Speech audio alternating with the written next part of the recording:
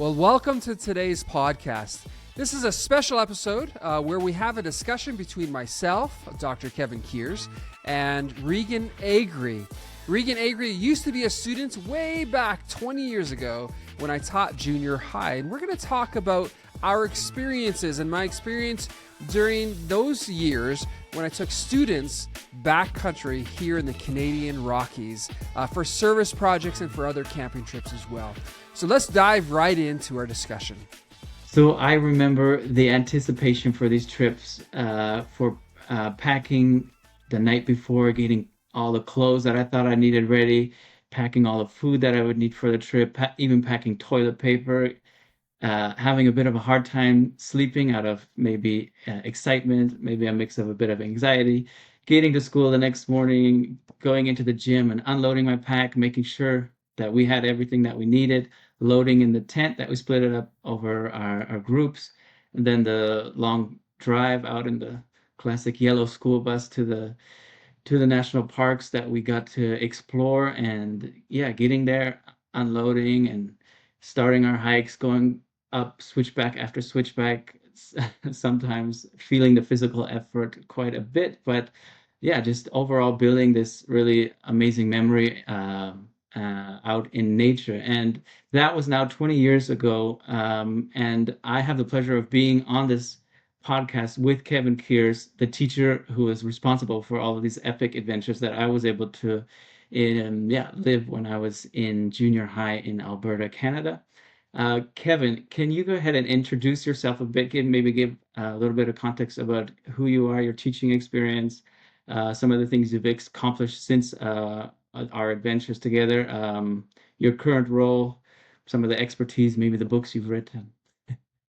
Yeah, sure. Really great to join you in this podcast. It's been a long time, and I think it might be close to 20 years since I saw you last. It's been a long, long time. So, my name is Dr. Kevin Kears. I'm a professor at Burman University in Lacombe, Alberta, Canada, and I teach and specialize in teaching and learning outdoors, and that's my current role in the School of Education. So I teach my students how to teach, and I ask them the question, where will students learn this lesson best?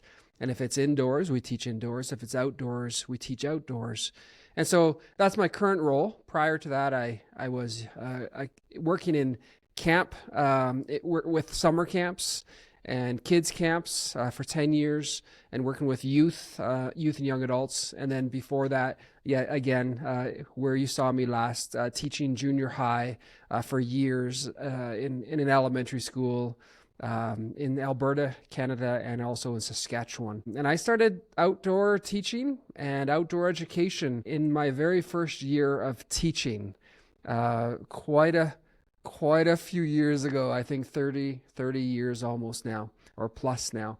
And so it's always been a part of who I am and the way I've taught. Great. Maybe just to give a little bit more context on what led to this podcast. I am in my last sprint of the education degree myself to be a PE teacher and an English teacher here in Geneva, Switzerland. And this podcast is part of a project that I'm doing with a class called Innovative Teaching Practices in an Uncertain World. And we were relatively free as to how we wanted to be evaluated on this class. And one of the ideas is to do a podcast about some innovative practices that we have seen or experienced. And so this was obviously something that just immediately popped into mind, and I was really excited to be able to get a hold of you and to be able to make this happen. So thank you again for being here. Totally. So just to let's get into the questions. One thing, you mentioned that you have been doing outdoor education since year one. What was something that originally inspired you to move your teaching outside and to develop kind of these outdoor education programs? Yeah, so in my undergrad, a new professor rolled into the university in Tennessee where I was in school, and he started a new degree track, and I was the first one to enroll in it. It was an outdoor teacher education degree track. I think it was called Social and Natural Sciences. They gave it a fancy name, but it was specifically on teaching curriculum outdoors. And so, right from the very beginning, I wanted to teach curriculum outdoors, and that's my specialty area. And yet, I've also done the side of outdoor education. Now, the difference being outdoor education is most often, maybe not by everybody, referred to as more of the adventure sports, the canoeing and rock climbing, backpacking, and so on. But it can include curriculum, but most people refer to it as the adventure sports. And then outdoor learning is the phrase I'm now using, and it's becoming quite common in Canada and around the world as well. And that's the side of teaching curriculum, teaching specific outcomes while outside. And so both of them I do. And so right from year one, I think my very first year, I just wanted to be outside personally. I was 21 years old and anxious to teach, and I saw that the kids were engaged differently when we were outside. And so that very first year, I took my upper grade students. I was teaching multi-grade, grade 1 through 8 in Saskatchewan, and I took my upper grades backpacking and canoeing, two separate trips. Got the approvals and got the gear together, found a parent who was excited to sponsor the trip financially. And we went backpacking and we went canoeing on two separate trips, linking curriculum a little bit, but more I was thinking, man, I can still get paid as a teacher and I can still do the stuff I love to do. And that's where it actually started in my mind. It wasn't about teaching curriculum. I was young. I wanted to have fun. And so that's the originating, and that's maybe something I admit to, and yet it's turned into so much more now. Just the idea of getting paid to to to be outside camping with young people, and that's what the school wanted.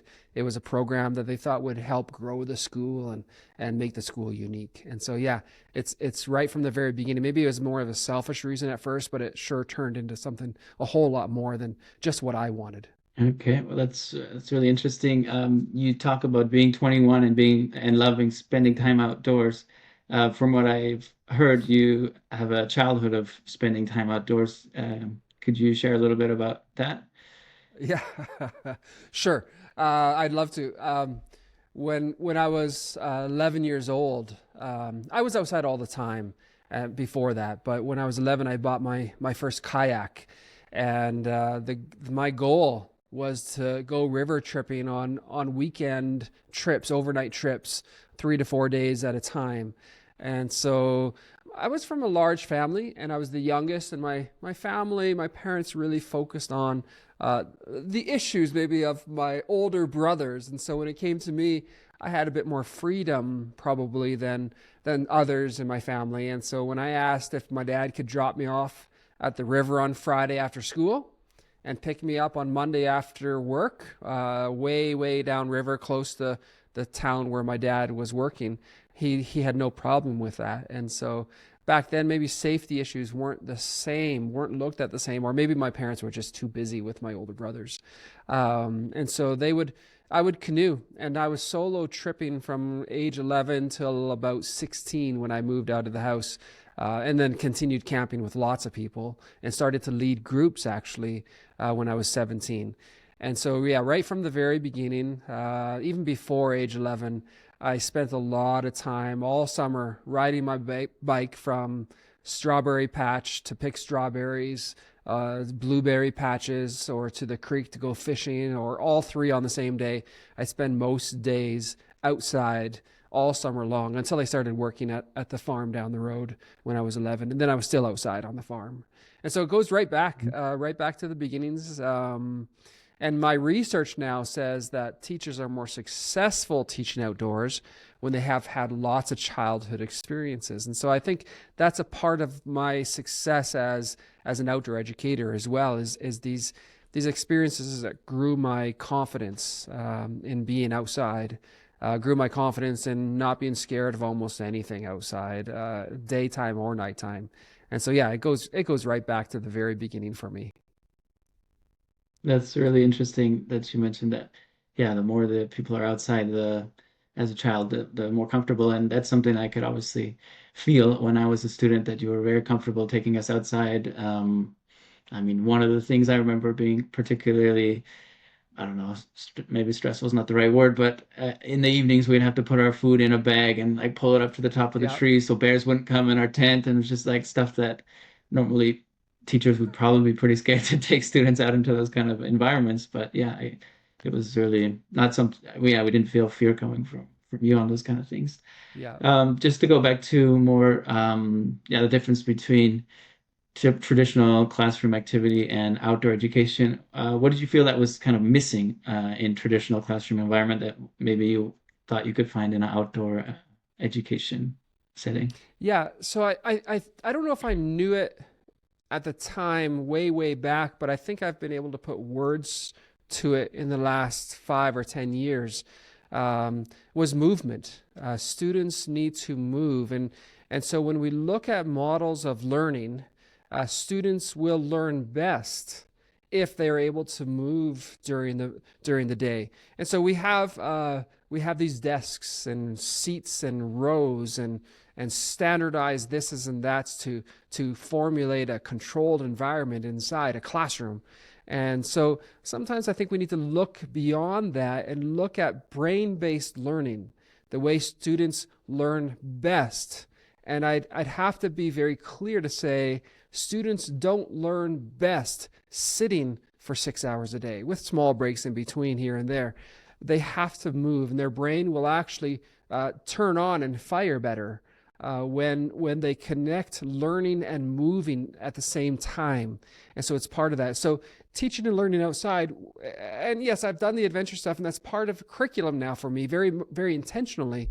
But it's that movement. And then we can talk at length, if we wanted to, about the health of being outdoors. Simply the mental health and anxieties and stresses reduce. And that's for the teacher and the student, both. And so when we look at this increased topic of mental health in our world today, and World Health Organization talks about mental health at length and the issues and screen time and all of these things, the increased screen times that everyone is facing nowadays, we need to look back now in a different sense and look to see what has changed and why are people more anxious and stressed in our society today. And we will come back, and I've come back to the fact of just simply being outside. And so for mental health as well as for learning abilities, being outside is where it needs to happen. It's a growing area, rapidly growing area, teaching and learning outside and being outside in our societies today. Yeah, thanks. I think it's obviously, I agree with everything you're saying, and it's something that I try to yeah, get my kids. I'm a bit anxious as a parent having kids growing up in this world of social media and AI and all this kind of stuff. And yeah, as parents, we have to be pretty intentional, and as teachers, I think too, of getting our children or our students out into, yeah, into nature, even just outside as one of the solutions to all this and this uncertainty for them. What do you think happens particularly to teenagers when they're taken out of their daily routines like they're used to at school and placed into an environment that they can't really control as much? Yeah, one interesting side effect of taking kids on extended trips. Let's talk about backpacking trips. One of those side advantages would be simply that once they're away from the main road and you're in maybe a few kilometers into the backcountry area, young people and kids and young adults, and maybe people in general actually, they start opening up and talking about things that they wouldn't normally talk about. I've had some of the most incredible conversations an hour from the vehicle. So what would that be? About 4 kilometers in or away from the main road, and people and no screens and no tech and all of that so on, and lots of nature and trees and rivers all around us. And then it's so fascinating to watch and just listen and be that listening ear as people sometimes unload or share things that they wouldn't normally share with another human being. And there's a lot of therapeutic benefit to that. There's a personal benefit to be able to share some of those stresses and anxieties that people are facing, and sometimes very serious issues that they'd not opened up before. I've had that as well. where they'd share with me traumatic stuff. And I just listen. I'm the listening ear and try to provide that guidance on occasion when it feels right, to provide that guidance, because somehow they're willing to listen differently as well in the backcountry. And so I look for those opportunities to come to me. I don't try to force it. That doesn't work. But it almost without exception, somebody opens up and shares things that they need to get off, they need to talk about, and it's helpful to them. Really interesting. If we go back to talking about this outhouse project that we did in Klein River, Oh, if I'm not mistaken, yeah. at that time, did you see that project as like real education, or was it more of a just kind of like a practical challenge for us to solve together? Or yeah, what was your idea behind getting us to build this outhouse? In particular, on that situation, I've done a couple of wooden outhouses, and you were part of, I believe, the first one. Um, and then I've also done, I call them the green machines, these plastic outhouses that I've brought in with canoes along river campsites that are heavily used to clean up the areas. The reason for this was from science class and socials class, I believe, both of those on environmental issues. And so instead of just talking about environmental issues, we solved an environmental issue. We of course we talked about it, and then we continued on to the next step to become ambassadors in real ways to install an outhouse in a very heavy use area that was quite, I don't know how to say it without details. I won't go into detail. Nasty to walk through or even camp at, because they're so heavily used and there was no outhouse provided. So within 2 years, and interestingly, I still monitor those outhouses. I go back and check, and we've moved one of them because we needed to, just to keep it going, to move it slightly over to another area. So I continue to monitor, but those campsites are pristine now. And so it had a lot to do with curriculum links of actually in action, taking what we're saying and actually putting it into action in a real concrete way. And then there was the one other part, because we built the wooden ones in our classroom first. We Mhm. incorporated geometry into that, and the math side of it into the construction of it. A lot of calculating and planning and angles and so on with the cuts, because we use saws to cut everything, and so on and so on. So yeah, there was a lot of curriculum links to it, and then of course there's the fun. Imagine, you remember, it's pretty exciting to carry a piece of an outhouse and reassembling it in the backcountry and installing it. It means something long lasting to individuals. Yeah, I definitely agree. And I feel like those kind of experiences for me, the kind of hands-on experience, the interdisciplinary experience of, yeah, mixing geometry with history, with, yeah, all those kind of topics really make it come to life for the students. And that was the case for me. And yeah, I mean, 20 years later, I still remember it very vividly. Um, Yeah. and I think this moves us into the next question quite nicely. How do you feel, or how do you think a student's view of nature changes when they have to kind of live it and carry everything that they need and manage their daily needs in kind of a remote campsite setting? It gives the students confidence that they may not have had before, to that they can take care of themselves. And in some cases, and this includes the adults that sometimes came with us. I remember in one year, one of our teacher's assistants who had never gone camping before came with us, and the students helped her along. She got blisters and was sore, and they all divided out her backpack and carried everything, because we were probably up to 20 kilometers away from the main road. And so we had to work as a team. And so there's this whole personal growth that we can do this. And for that teacher's assistant who joined us that one time, she's still talking about how the students helped her, how we worked as a team, and she looks at it with very fond memories.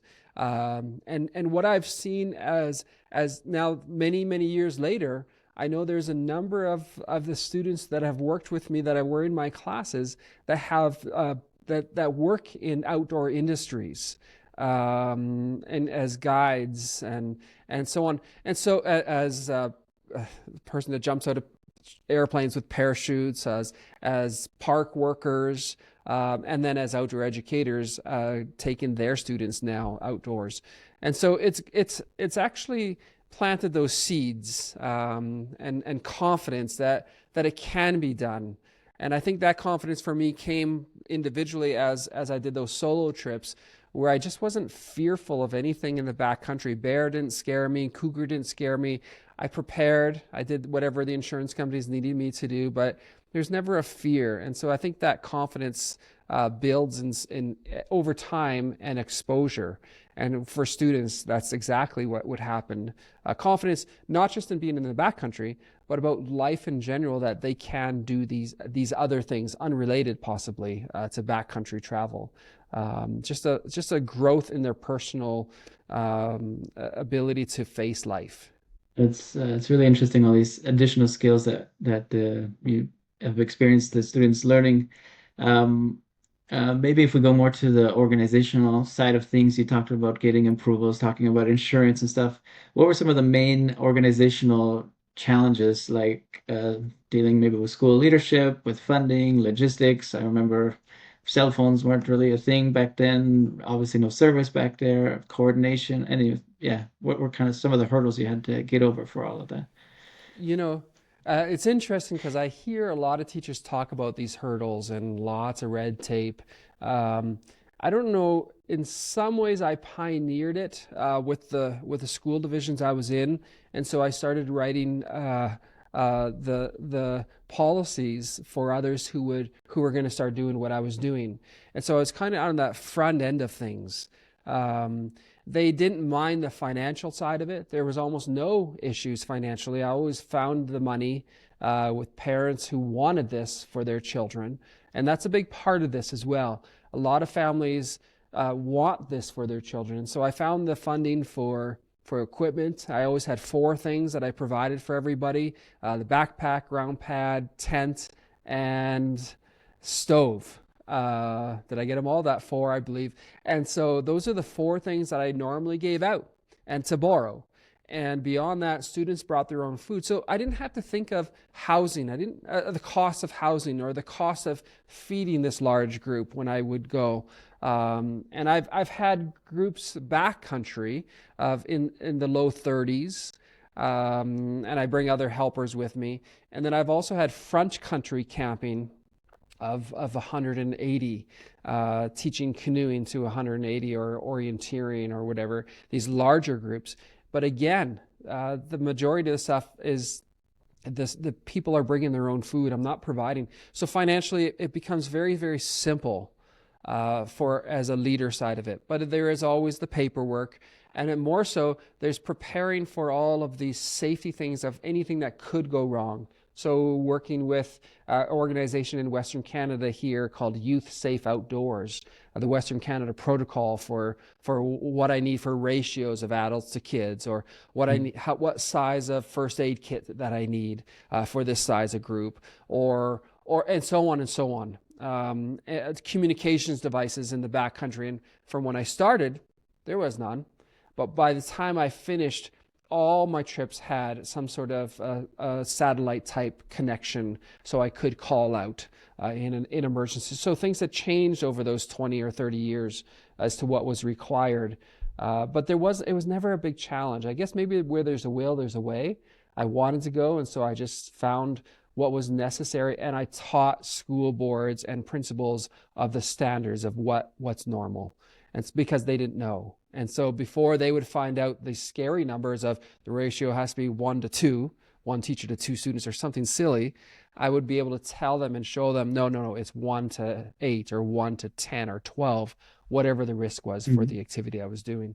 And so I was kind of on that side of things where I was informing school boards and principals, administration, as to what the norms would be for these trips.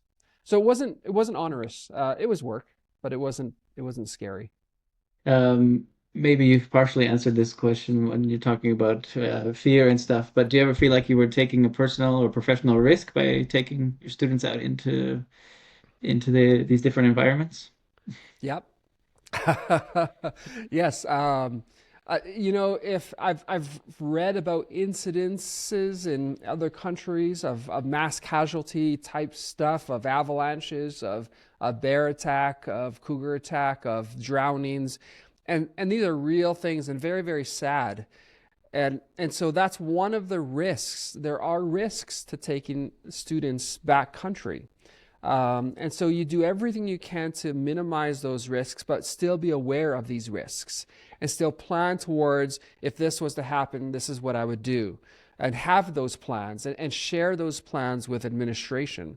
Let them see, give them the map exactly where you are each night. So in case something happens, they could find us easily, and so on. So there was a lot of steps I took, including taking a wilderness first. It's called a wilderness first responder first aid course, an 80-hour first aid course. So I knew how to deal with major things in the backcountry, major medical things in the backcountry. And so I became certified in that, but not my first year. I don't know. I sometimes laugh and wonder what were they thinking allowing this 21-year-old to take a group of kids backcountry. And I don't know. I don't remember what size a first aid kit. I'm sure I had a few Band-Aids. But I grew into it, and I still cringe a little bit with the thought of something could have gone wrong. And so, yeah, there's that fear for sure. I would say like a healthy fear, so that you go into more prepared and you allow parents to understand the risks. So if they say their child can come, that they've signed away saying they understand the risks as well. And then you don't carry all that on your back. Parents are also carrying that possibility of these outcomes as well. And I never held back to say, to minimize the risk. I told them every risk possible, so they were aware of what it was that their child was possibly going to see. Um, this maybe, yeah, it wasn't one of the questions that I had originally planned, but um, I teach here in Switzerland in a public school system, and when I was with you, we were in a private school system. In Canada, where you work, is it more or less similar, or is it mostly just the private school systems that put this into place, or is it something in the curriculum for the public schools as well, or? Oh, no, it's a curriculum in public school and private school. And so Okay. there are, I think they're called CTS outcomes. There are outdoor education classes. And some schools are specializing in this and becoming a school that's very outdoor based. Not just curriculum teaching outdoors, but also outdoor education in the camping sense and the backcountry travel sense. And so there are schools that are very dedicated to this, and a growing number of schools here in Canada are becoming more and more dedicated to this. But the growth is leaning towards more on the curriculum teaching outside, and Hmm. and the taking students outside to for adventure isn't hasn't changed much. It's still there. It's just I see the growth more on the curriculum side. Well, that's encouraging Hmm. still. Um, yeah, we talked about school systems where students are sitting at their desks, and a lot of no yeah, norms, etc. In a school system that focuses so much on grades and test results and comparing, etc. How did you define these trips as successful?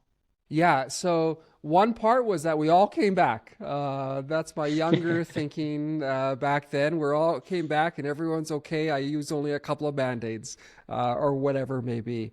That was always successful, but part of it had to do with the excitement that I could hear in students' voices. Maybe not on the bus ride back because they're exhausted sometimes, but within the days that came.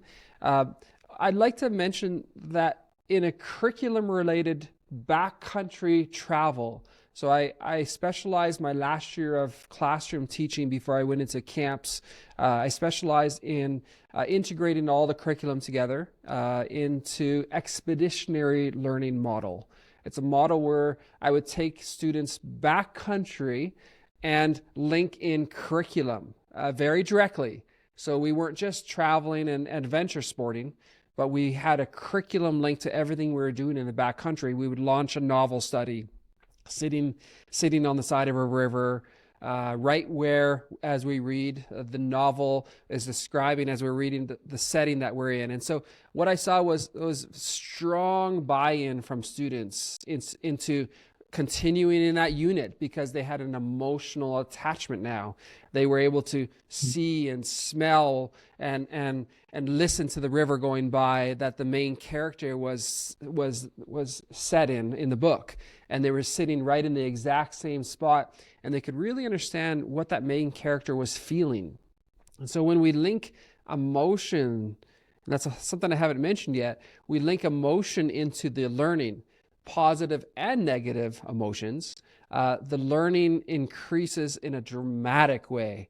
The memory somehow makes space for this new knowledge that's coming in into the kids' minds, whatever. And when you time it right and you know it's the right moment, when you have those, what we call those teachable moments where we want to take advantage of these moments, it's because almost every time there's an emotional attachment, something that has sparked some personal emotion within the students' lives and in their bodies, and their learning ability is just skyrockets during that emotional time. And so you can carry that back from a backcountry trip, if you connect the learning to that, into a classroom experience, because that emotional attachment is still there from that backcountry. I might have drifted from your original question, but I can't remember what it was, but I wanted to say that for sure as well. No, no, it's good. Thank you. And I think that sums up. I was going to ask about the strengths of these programs, but I think we've been talking about that the whole time, unless Mhm. you wanted to try to summarize that. But maybe are there any weaknesses or things that you think need to be improved on in trips that you've been on, but also in general in outdoor education? Yeah, we look at these trips, and I could talk about the highlights of these trips, the benefits of these trips. There's long lists, but then we want to look at sometimes those negative side of it. What could it cause negative, or could it even cause harm to students? And so there is that factor. And so let me talk about the emotion again. If there's negative emotions that are too strong and too much fear, and then the learning decreases actually. And so that's a negative side of that. If we think about me, I'm coming to talk to you about this 20 years after I've experienced it. I'm sure, as you mentioned, I'm not the first one. What kind of feedback do you get from students after these kind of experiences? And have you seen any kind of long-term impact on students? You mentioned some of them before that have taken part in these outdoor Yeah. education classes. Yeah, so I'll tell you what students aren't coming back and talking about. They're not coming back because they had such fond memories of the worksheets I might have given them at one point in class, or they're not coming back and saying that lecture I gave once was amazing. These are the things that people don't remember. What they do remember most often from elementary and secondary education, looking back as adults, looking back at those experiences, are the things that were active, things that where they moved, things where they were emotionally involved and they were excited and happily doing the positive emotions. And so, yeah, I have students who come back quite often and say, they don't remember what I taught necessarily, if it was a curriculum link to that camping trip, but they do remember the positive emotions that were involved, of the actions that we did, of building an outhouse, for example. It's weird and unique, and sometimes I leaned on those things because I knew they would become memories, positive memories that they could look back throughout their entire life, and just have that warm feeling coming back to them of what it was like, the social aspect of getting together with their friends and building something that they wouldn't have done otherwise.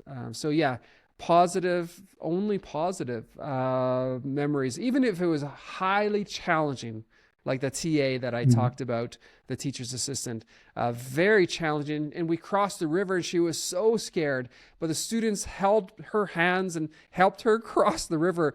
And that's what she remembers. And she continues to talk about that experience. I've had adults on many trips outside of school. I've done many trips beyond that.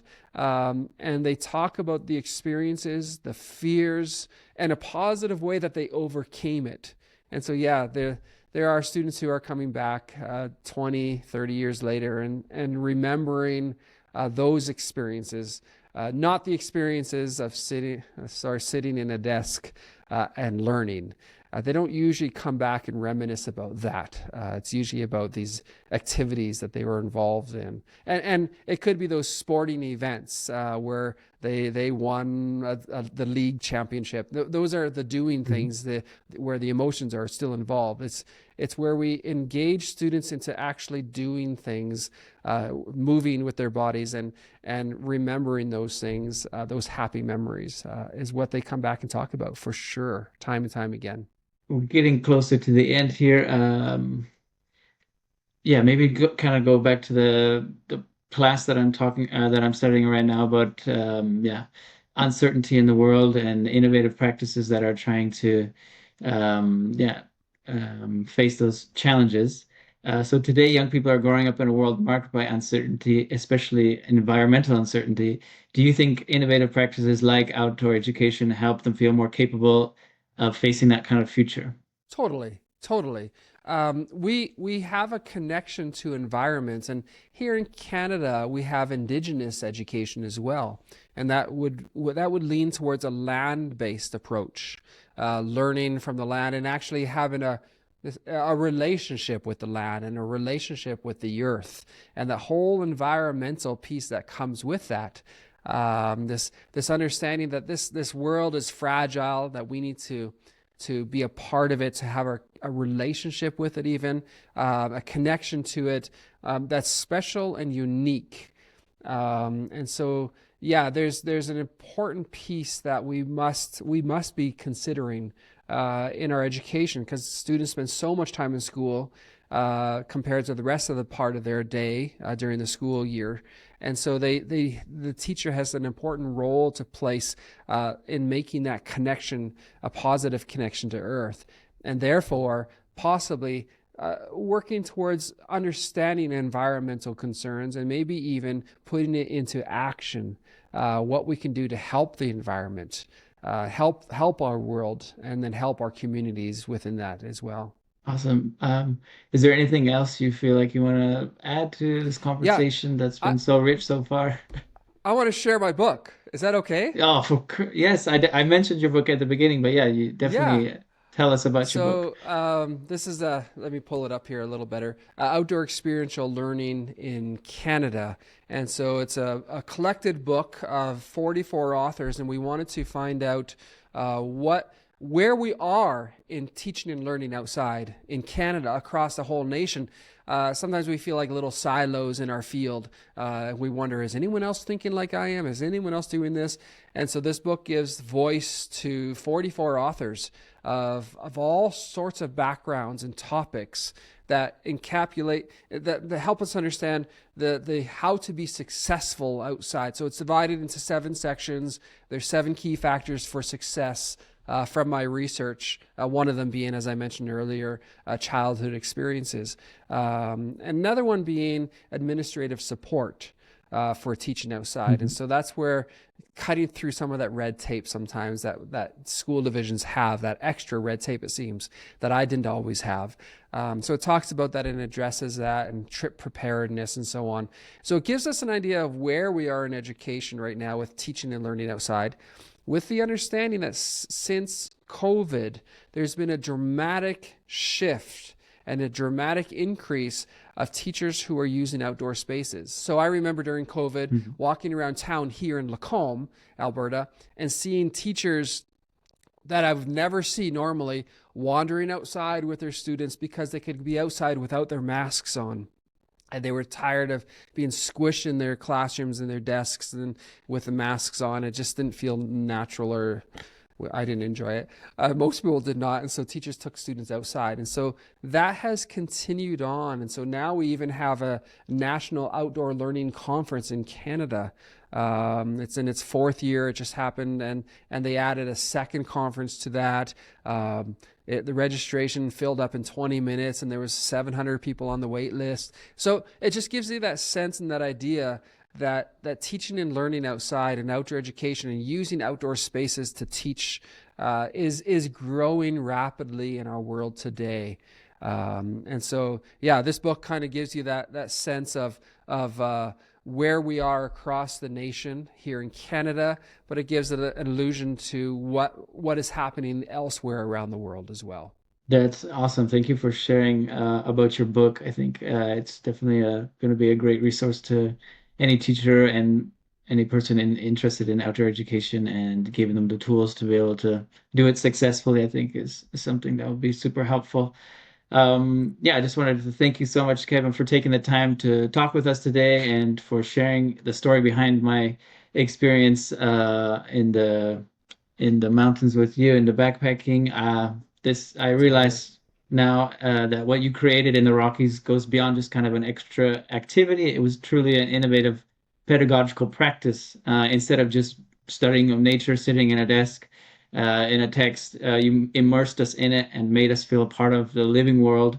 And projects like building the outhouse, as simple as it seems, it gave us a sense of agency, some kind of power to act, to solve problems that are so prevalent in the uncertain world that we live in. And so, yeah, just thank you so much for taking that risk and being so bold and innovative in your teaching practices that help me, for one, but I'm sure many other students to connect with nature and to want to defend it going forward. And to our listeners, just thank you so much for joining us, and as we rethink what it means to learn in an uncertain world. Thank you so much for asking all sorts of great questions to bring back good memories. It's been a lifetime career of mine to use nature, and now it's the pleasure of mine to share my book and to share with university students who are going to be teachers methods of how to teach outside. So thank you for the time, and it's really great to catch up with you.